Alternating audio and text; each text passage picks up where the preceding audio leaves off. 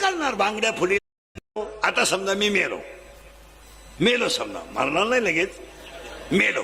माय बायको रडणार म्हणजे मनापासून नाही, तिला जेवढे नाटकं करता येतील तेवढे करणार. बांगड्या फुलील, थोबाड झोडील, लुगडं फाडीन, डोळे पांढरी करील, काय बाकीच्या बाया तिला पाणी पाजणार. मेलोय मी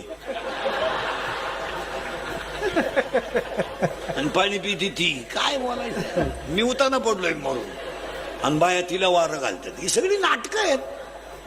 हे फक्त मूर्ख माणसांना खरं वाटतंय. ज्ञानेश्वरी वाचणाऱ्याला कधी खरंच वाटणार नाही. ज्ञानेश्वरी गाथा जो माणूस नित्यनेमानं वाचतो ना, तो या भोळ्या प्रेमात गुंतणारच नाही. ही पागल माणसाची काम आहे. मग 2-4 बायाने तिला धरणार, ती रडणार, बांगड्या फाडणार, थोबाड झोडणार, लुगडं फाडणार. मग माझ्या भाऊबंधांना आनंद होणार, मी गेलो ना. मग माझे भाऊबंध नाश्ता करून मला जाळायला येणार. त्याची बायको म्हणते घाई नका जाऊ, पाहुणे येता बराच टाइम होईल, 2-4 घास म्हणणारे माया पुढत बसली. जेवला आणि मग मला मग माया तेवी तिला आले, हे नीट बस.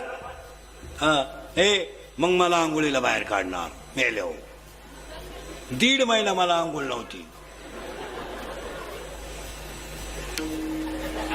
गुचिड्या झालत्या माझ्या अंगाला, गुचिड्या.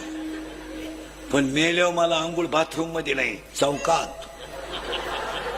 बरं, मला आंघोळ घालायला एक जण नाही, ज्याला लहरीन त्यानं तांब्या वाचायचा, मी मोकळात बसेल.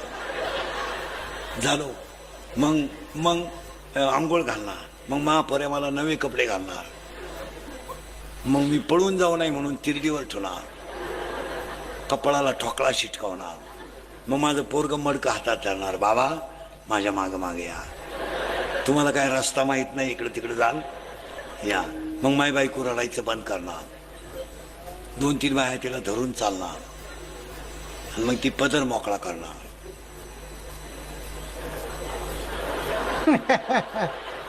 सुटले ग बाई, सुटले. लय रांगड होत ग, लय रांगड.